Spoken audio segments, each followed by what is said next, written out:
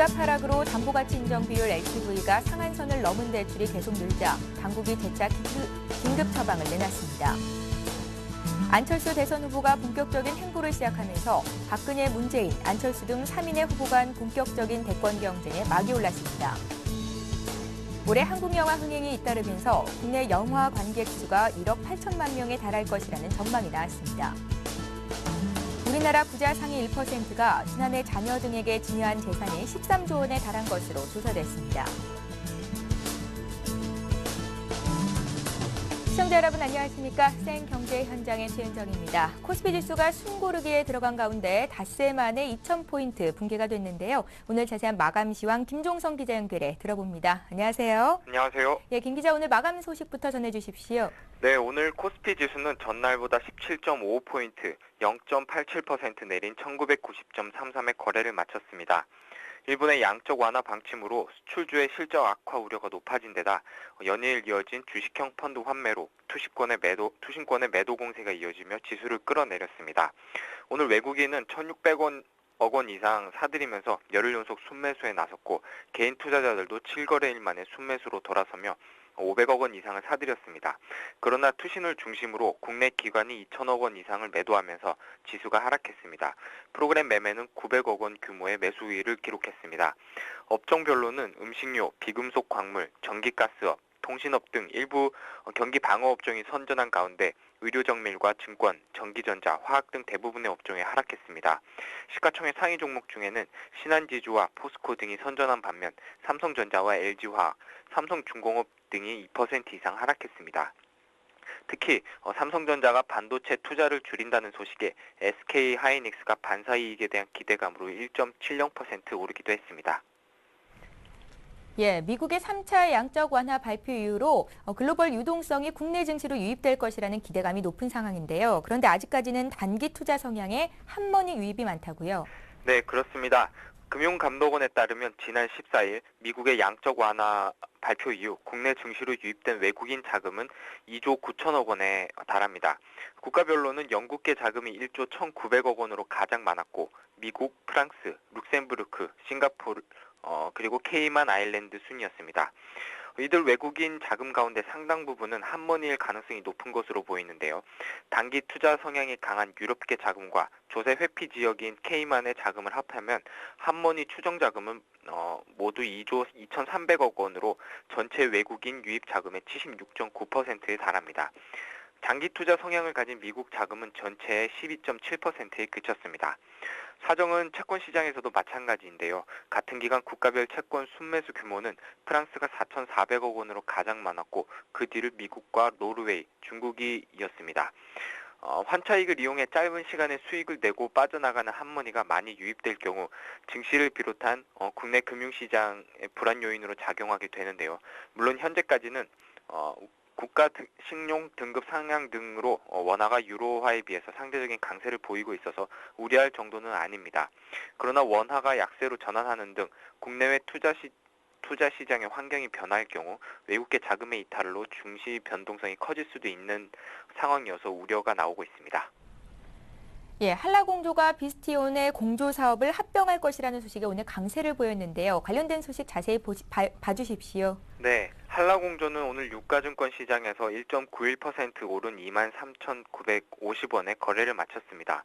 오늘 거래량은 105만 주에 달했는데요. 어제 35만여 주 거래됐던 것이 3배 이상 수준입니다.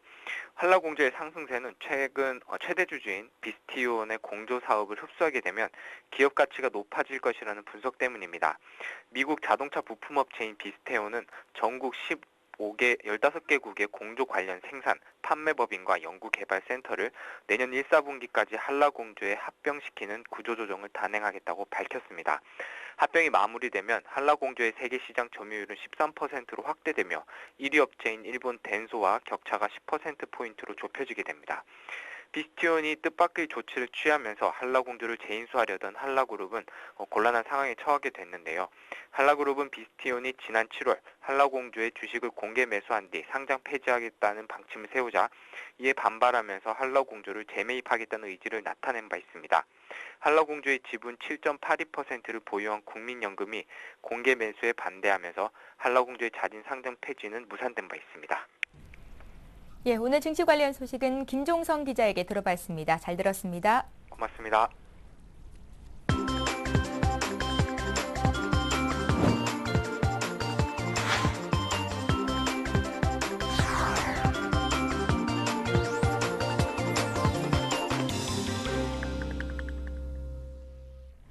오늘의 주요 뉴스입니다. 집값 하락으로 담보가치 인정 비율 LTV가 상한선을 넘은 대출이 계속 늘자 당국이 재차 긴급 처방을 내놨습니다. 금융감독원은 빚 상환 부담을 밀어주는 사전 채무조정 제도를 주택담보대출에도 적용하기로 했습니다. 또 주택담보대출을 못 갚는 경우라도 은행들이 주택을 경매에 넘기는 것을 유예하기로 했습니다. 금융당국은 얼마 전 LTV 초과 대출을 상환받는 대신 장기 분할 상환 대출이나 신용대출 등으로 전환하도록 조치를 취한 바 있습니다. 금감원에 따르면 LTV 기준을 초과한 은행의 주택담보대출은 지난 6월 말 48조 원이며 연말까지 60조 원에 육박할 전망입니다. 금융당국은 또 우리은행이 시행하고 있는 신탁후 재임대와 같은 은행 차원의 하우스푸어 대책을 금융권 전반으로 확산시킬 수 있는 방안 등을 검토 중입니다. 안철수 대선 후보가 본격적인 행보를 시작하면서 박근혜, 문재인, 안철수 등 3인의 후보 간 본격적인 대권 경쟁이 막을 올렸습니다. 안철수 후보는 오늘 아침 현충원을 찾아 이승만, 박정희, 김대중 등 전 대통령의 묘역을 참배하며 공식 일정을 시작했습니다. 안 후보는 캠프 선거총괄역에 박선숙 전 민주통합당 의원을 임명했습니다. 안 후보의 최측근으로 분류되는 조광희 변호사는 후보 비서실장에 임명됐고 유민영 전 청와대 춘추관장과 정현순 변호사가 공동 대변인을 맡았습니다. 한편 문재인 민주통합당 후보는 오늘 오전 지도부와 오찬 회동을 갖고 의원총회에 참석해 자신의 당의 쇄신 방침에 협력해 줄 것을 당부했습니다. 최근 측근 비리가 잇따라 터져 곤혹스러운 상황에 빠진 박근혜 의원은 어제 당 정치 쇄신 특별위원회에 참석했으며 오늘은 네이버 본사와 드라마 세트장을 방문했습니다. 올해 한국 영화 흥행이 잇따르면서 국내 영화 관객 수가 1억 8천만 명에 달할 것이라는 전망이 나왔습니다. BS투자증권과 영화진흥위원회에 따르면 8월 말 누적 기준으로 국내 영화 관객 수는 작년 동기에 비해 20.2% 증가한 1억 2,800만 명으로 집계됐습니다. 이 같은 추세가 이어지면 올 한해 국내 영화 관객 수는 지난해 1억 6천만 명보다 13%가량 늘어난 1억 8천만 명에 달해 사상 최대를 기록할 것으로 추정됩니다. 2005년 1억 4,500만 명이던 영화 관객 수는 2006년 1억 6,700만 명으로 늘었으나 이후 정체 상태에 머물렀습니다. 관객 수가 급증한 이유는 도둑들을 비롯한 한국 영화가 잇따라 흥행에 성공했기 때문입니다. 이에 따라 CJ CGV, CJ ENM과 메가박스를 운영하는 J콘텐트리 등 영화 관련 주가도 최근 크게 올랐습니다. 우리나라 부자 상위 1%가 지난해 자녀 등에게 증여한 재산이 13조 원에 달하는 것으로 조사됐습니다. 국회 기획재정위원회 안민석 민주통합당 의원이 국세청으로부터 제출받은 국정감사 자료에 따르면 작년 상위 1%의 부자 1,274명은 13조 4천억 원의 재산을 증여하고 1조 5,700억 원을 세금으로 납부했습니다. 2010년 상위 1%가 증여한 재산은 6조 6천억 원, 1인당 68억 원인 점을 감안하면 증여 재산이 2배가량 늘어난 셈입니다. 상속재산은 상위 1%인 57명이 지난해 1조 8천억 원을 물려준 것으로 나타났습니다. 국세청 관계자는 2008년 정치권 일각에서 상속증여세 세율 인하 계획이 나오면서 상속증여를 미루던 부유층이 지난해 계획 철회 소식에 상속증여를 많이 한 것으로 보인다고 설명했습니다. KT, SK텔레콤, LG유플러스 등 이동통신 3사가 작년 한 해 동안 타사로 떠나는 고객으로부터 받아 챙긴 위약금이 3천억 원을 넘는 것으로 나타났습니다. 국회 문화체육관광방송통신위원회 소속 전병헌 의원이 방송통신위원회로부터 제출받은 자료에 따르면 지난해 이동통신 3사의 위약금 수입은 3,157억 원이었습니다. 올해 들어서도 이통사들의 보조금 전쟁이 이어지면서 고객의 위약금 부담은 여전해 8월 한 달 동안 고객들이 이통사에 지급한 위약금만 470억 원에 이를 것으로 추정됩니다. 미국의 주택 거래가 크게 늘면서 주택 시장이 완연한 회복세를 보이고 있습니다. 미국 부동산 중개인 협회에 따르면 지난 8월 미국의 기존 주택 거래는 482만 채로 전달보다 7.8% 증가했습니다. 이는 지난 2010년 5월 이후 가장 큰 증가폭이며 시장 예상치를 상회하는 수치입니다. 거래된 주택 가격도 평균 9.5% 상승한 것으로 집계됐습니다. 리처드 피셔 댈러스 연방준비은행장은 한 인터뷰에서 주택 시장이 미국 경제를 꾸준히 이끌고 있다고 평가했습니다. 센카쿠 열도를 둘러싼 중국과 일본 간의 영토 분쟁이 경제 영역으로까지 일파만파 확산되고 있습니다. 중국이 일본의 경제 보복을 준비하고 있다는 소식까지 들리는데요. 관련된 내용을 서울경제신문 국제부 서일범 기자 연결해 들어봅니다. 안녕하세요. 예, 안녕하세요. 예, 중일 양국의 정치적 긴장이 경제 문제로 번지고 있다는데 지금 상황 어떻습니까? 네, 지금 상황을 한마디로 요약하면 중국이 일본을 위협하고 일본은 저자세를 취하고 있는 상황입니다. 중국은 특히 관영 언론들을 통해서 경제 보복 가능성을 시사하고 있는데요. 예를 들어 공산당 기관지인 인민일보는 최근 사설을 통해 경제 제재는 양날의 검이라는 점을 우리도 잘 알고 있다. 하지만 영토 주권과 관련해 일본의 도발이 계속된다면 반드시 이에 대응할 수밖에 없다고 경고했습니다. 또 중국 상무부 산하의 국제무역경제협력연구원 역시 국가 보안과 관련한 문제에서는 경제 제재를 허용할 수 있다고 밝혀 정부 차원에서 경제 제재를 검토하고 있다는 사실을 분명히 했습니다. 또 이미 가벼운 수준의 경제 제재가 시작됐다는 분석도 있는데요. 일본 무역협회 회장은 일본에서 중국으로 수출할 때 통관 수속 과정에서 이미 지연이 나타나고 있다며 우려를 나타냈습니다. 예, 만약에 중국이 경제 제재를 시작한다면 어떤 형식이 될까요? 네, 중국은 일단 제재를 시작하면 살상력이 높고 일본의 급소를 공격할 수 있는 수단을 쓸 것이라고 공언하고 있는데요. 이 가운데 가장 손쉬운 경제 제재는 무역 봉쇄가 될 것으로 보입니다. 당장 히토리와 같은 전략 광물의 수출을 중단하면 일본의 전자자동차 업계가 직격탄을 맞게 됩니다.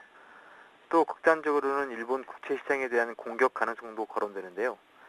중국은 현재 18조 엔, 우리 돈 256조 원 규모의 일본 국채를 보유하고 있는데 이를 일거에 팔아치워서 금융시장을 혼란에 빠뜨릴 것이라는 시나리오도 제시되고 있습니다.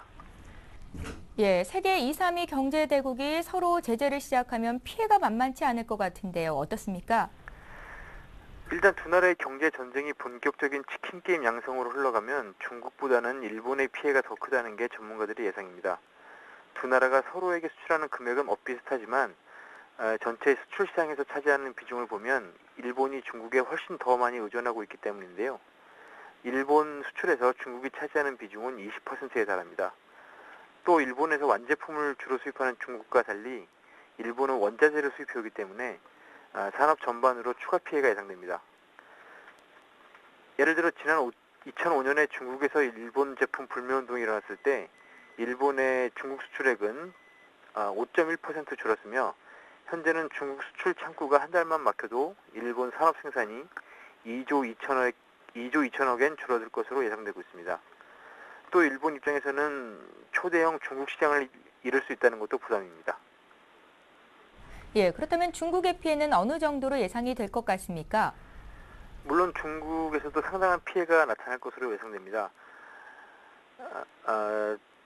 설령 중국이 일본 국채를 투매하더라도 일본 중앙은행이 이를 충분히 되살 능력을 가지고 있고 또 이런 유형의 금융 공격은 장기적으로 엔화 가치를 끌어낼 수 있기 때문에 일본 정부 입장에서는 오히려 가려운 곳을 긁어주는 행동이 되는 것 아니냐는 분석이 나오고 있습니다. 또 일본 기업들은 지난해 중국에 63억 달러를 투자한 큰손인데 일거에 이런 투자 자금이 빠져나가면 중국 역시 실업 인구 증가 등의 손해를 볼 가능성이 큽니다. 예, 국제부의 서일범 기자와 함께했습니다. 고맙습니다. 예, 감사합니다.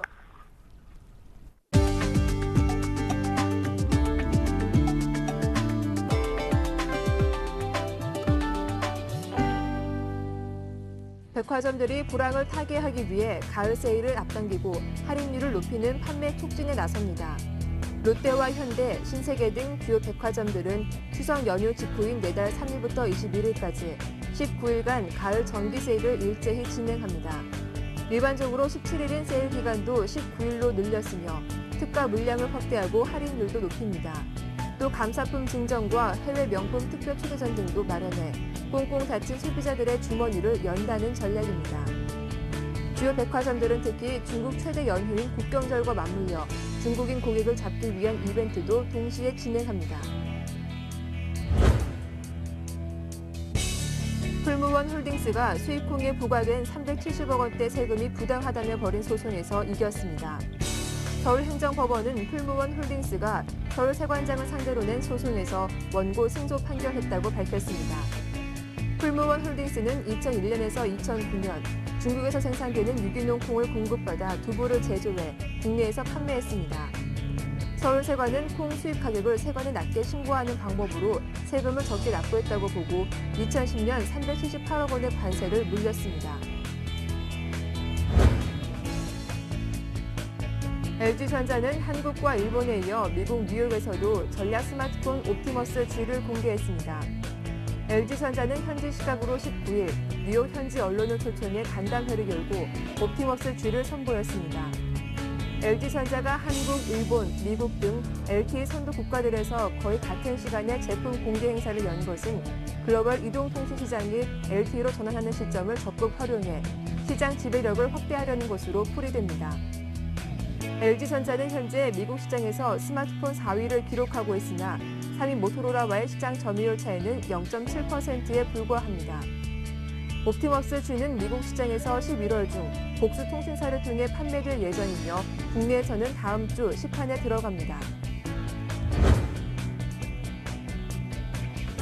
포스코가 탄소 공개 정보 우수 기업에 선정됐습니다. 포스코는 세계적인 기후변화 평가 기관인 탄소정보 공개 프로젝트 위원회가 선정하는 탄소정보 공개 우수 기업군에 포함됐습니다. 포스코는 전 세계 500대 기업 중 철강 기업으로는 처음으로 탄소정보 공개 상위 10% 우수 기업군에 들었습니다.